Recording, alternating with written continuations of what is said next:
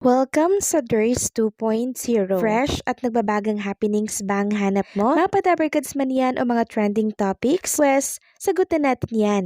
Kaya naman isubscribe nyo na ang ating channel para sa mga nagbabagang balita everyday. So, ayun, welcome back again sa ating YouTube channel mga kadabarkads. And for today's video, ang pag-uusapan natin ay tungkol sa mga importanteng kaganapan sa loob at sa labas ng Itbulaga.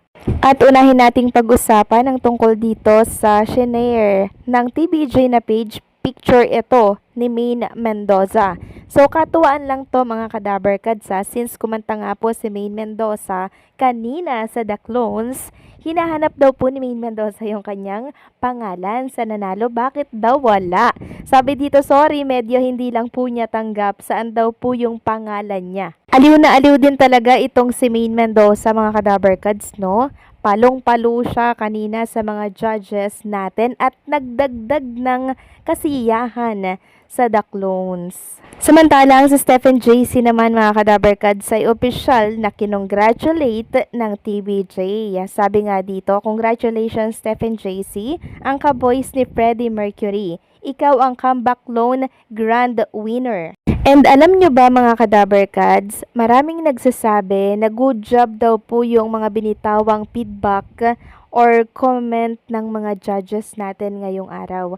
Sabi po ni Manny, good job ang mga binitawang mga feedback or comment ng mga judges ngayong week na ito, August 30, 2025, dahil more on positive aspect ang tinitingnan nila at hindi ang mga negative aspect, kung saan ito ang nakita kong mga binitawang salita ng mga judges noong nakaraang Saturday, August 23, 2025. Kung mapapansin ninyo, nakaka-discourage on the spot ang mga binitawang salita nila sa mga contestant noong nakaraang Sabado. Sa halip na i-encourage mo pang maigi, kaya saludo ako sa mga judges ngayon. Good luck sa nanalo ngayon. Samantalang sa kabila po ng pagkapanalo nitong si Stephen JC, hindi po maipagkakaila na marami pa rin po ang naging disappointed sa pagkaligwak po nitong si Jerome Ibardome or clone po ni Elvis Presley. Maraming nagsasabi na dapat daw po ay itay si Stephen JC and itong si Elvis Presley mga kadabarkads,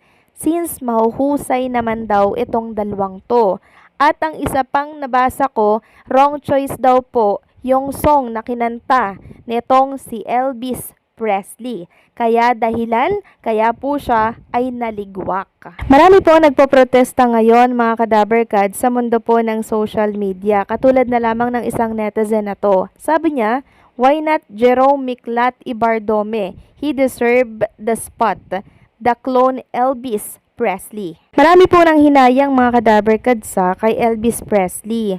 Kasi mahusay nga po siya at madalas daw pong nakaka-copyright ang mga kanta nito sa YouTube. Kasi akala daw po ng YouTube mismo na kinukuha ng Itbulaga yung mga kanta nitong si Elvis Presley mismo. Sabi nga dito ng isang netizen mga kadabarkads, basahin natin. Sabi ni Jerome Ibardome, the magnetic icon, si YouTube na mismo ang tanongin ninyo. Karamihan ng song performances ni Jerome Cyrus Bardome Jerome muted ni YouTube due to copyright claims. Akala ginagamit talaga yung original Elvis Presley. So legit clone talaga si Jerome. So yes, kaboses po talaga ni Jerome Ibardome itong si Elvis Presley. Hindi natin yan maipagkakaila. Alam at rinig na rinig natin yung boses ni Jerome Ibardome. 'Di ba? Iconic talaga at gayang-gaya ng kay Elvis Presley. Pero kanina kasi mga kadabarkads, wrong choice yung kinanta niya pong song. Dapat hindi na siya nagpalit. Kasi yung mga song na kinanta niya nung nakaraang laban, yun po yung nagpanalo sa kanya. Ang di ko lang maintindihan, bakit siya nagpalit ng choice ng song niya. Kaya nakomentuhan po siya ni Sermon ng diction kailangan niyang i-work. Kailangan niyang ayusin at kailangan niyang pagbutihan. So, dun lang po talaga siya sumablay mga kadabarkads at wala na pong iba. At alam nyo, tinitingnan ko po yung reaction ni Jerome Ibardome kanina habang pinapakinggan yung komento sa kanya. medyo nalulungkot siya na parang mangluha-luha siya kasi syempre mga kadaberkads ibig sabihin lamang nun may nasabi sa kanya. Ibig sabihin nun, dun siya natalo. Yun yung kailangan niya pong i-improve. So kahit na marami pong masaya dahil nanalo po ay si Stephen JC, totally performer kasi talaga itong si Stephen JC. Doon lang talaga natalo si Jerome Ibardome doon sa kanyang galawan din na kailangan niya talagang i-improve, na kailangan niya pong ligawan ba, no? Ligawan yung mga judges para ma-convince. 'Di ba? Ganun kasi yung ginawa po ni Stephen JC. Talagang plakado yung kanyang performance kanina. I think yun po yung dahilan kaya po naligwak si Jerome Ibardome. Sayang talaga siya mga kadaberkads, no? Maging ako kanina, hindi rin ako makapaniwala na naligwak si Jerome Ibardome ni Stephen JC. Magaling naman talaga si Stephen JC, pero syempre, andun yung pag-asang manalo, masama si Jerome Ibardome dahil for sure etong kaibigan niya na si Matt Monroe makakapasok po yan. So nakakalungkot lang na merong mga nalaglag 'di ba doon sa tatlong magkakaibigan. Si Julio Iglesias, 'di ba? Jerome Ibardome, ligwak na din. So isa lamang siguro yung makakapasok diyan sa pinakang final. Si Matt Monroe mga kadaberkads na babalik next week. At alam nyo mga kadaberkads, bago po sumalang at kumanta, etong si Jerome, di ba pang last po siya, nakapag-post pa siya sa kanyang social media account. Kinakabahan siya mga kadaberkads. Sabi niya, wow, kaya pa ba today? Kasi parang kinakabahan talaga siya mga kadaberkads. Ayan po na-screenshot natin ito 3 hours ago.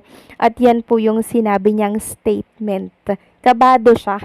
At marami nga din pong nakapansin sa mundo ng social media and syempre sa live chat ng Itbulaga na parang may nagbago kay Jerome Miklat. Parang nagbago yung ano niya, ganito. Parang kinakabahan. Kay Jazara din mga ka-Dabarkads, medyo nagbago din yung performance niya ngayon. Kabado more on kabado. Pag talaga tayo nagpadala sa kaba, walang mangyayari hanggang sa lamunin na tayo ng kabang yan. Dapat, pag nakasalang na tayo sa stage, hayaan natin yung kabang yan. Isipin natin yung mga judges na kailangan nating mapabilib, mapatayo, mapapalakpak, 'di ba? At 'yon ang ginawa po ni Stephen JC. Hindi ko 'yon masyado nakita kay Jerome Ibardome kasi kanina mga kadaberkads Kaya nakukulangan ako sa mga komento ng mga judges for Elvis Presley. Pero magkaganon pa man mga kadaberkads, naligwak siya. Isang malaking karangalan na po na magkaroon ng napakaraming exposure sa Itbulaga. Malaking tulong na po yun at magagamit yun ni Jerome Ibardome sa mga susunod niya pong gig at sa mga susunod niya po na gagawing event. Diba? Malaking tulong na po yun. Kaya sana naman mga kadaberkads, tanggapin na lang natin kung ano po ang desisyon ng mga judges. So anong sa inyo dito mga kadaberkads? Agree ba kayo? Please comment down below.